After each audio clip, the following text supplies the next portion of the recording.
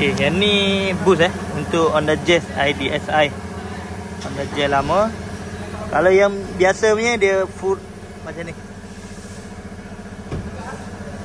Okay. Lepas tu yang wing impact racing boost dia full rubber, dia tak keras sangat, tak lembut sangat. Besi ni dia boleh pakai balik, dia tukar boost sahaja. Okay, yang ni sebiji, ni yang kecil duduk kat sini. Okay. Lepas tu kalau beli, press balik, keluar yang ni, masuk yang ni kat sini. Yang kecil pun sama. Dia tak sama dengan yang original. Yang ni dia lagi tahan, dan bila kita masa pemanduan tu kita rasa lain.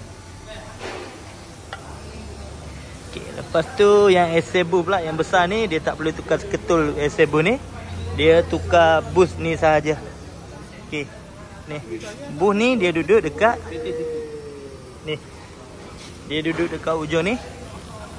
Yang ni boost ni memang susah nak tukar dia, sebab dia kena turun seketul besar macam ni. Tapi boleh bawa datang dekat FRX Performance.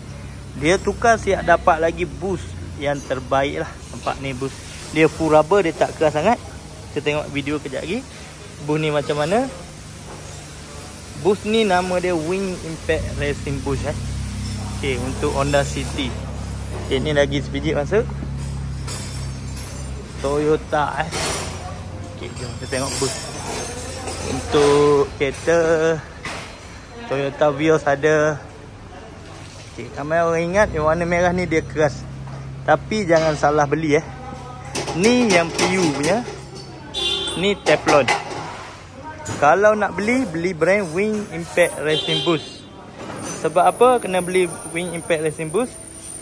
Dia tak lembut sangat, dia tak keras sangat. Nampak dia ada main. Okay, yang tadi warna merah Okay, warna merah kita tengok. Nampak sedap ya dia main. Yang standard nampak bergoyang kuat sangat. Kalau nak beli dalam Shopee pun boleh. Cari Land Engineering, kita ada jual brand ni, Wing Impact Racing Boost ni. Dia untuk apa? Ketepatan 100% semasa membelok. Jadi elemen pun kita boleh dapat tepat dah. Jepun kualiti. Memang terbukti lah, dah ramai dah orang pasang. Dan warranty dia, ramai orang tanya warranty berapa lama? 1 tahun. Okay, lagi orang tanya kalau 1 tahun baik pakai original. Okey, betul. Original dia tak boleh dapat macam ni bang Nampak? Tak boleh dapat macam ni. Dia macam ni saja. Nampak? Itulah beza dia Wing Impact Racing Boost. Okey, contoh. Kalau Acebo Boost Myvi lah, macam ni kita beli. Yang biasa. Yang Wing Impact Racing Boost macam ni. Beza dia. Kita bawa pun rasa beza.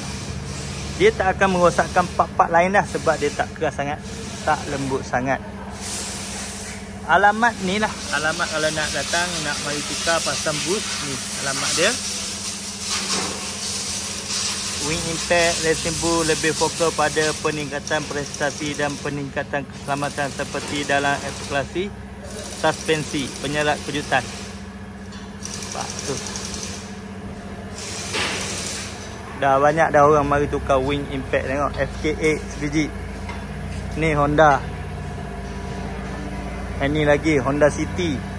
Yang baru sikit pun sama, pakai Wing Impact Racing Boost juga. Okey, kita tengok yang orang pernah pakai Wing Impact Racing Boost Ni ada tadi sebiji. Dia pakai 3 tahun bang 3 tahun. Hari ni dia datang tukar 3 tahun. Macam ni baru jadi 3 tahun. Nampak? Hasil dia, kualiti dia macam mana bang? Memang gini bang. Jadi share lah video ni.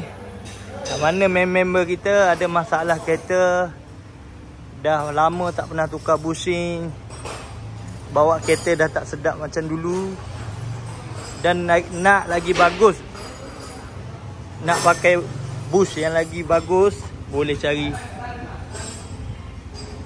FRX Performance. Tengok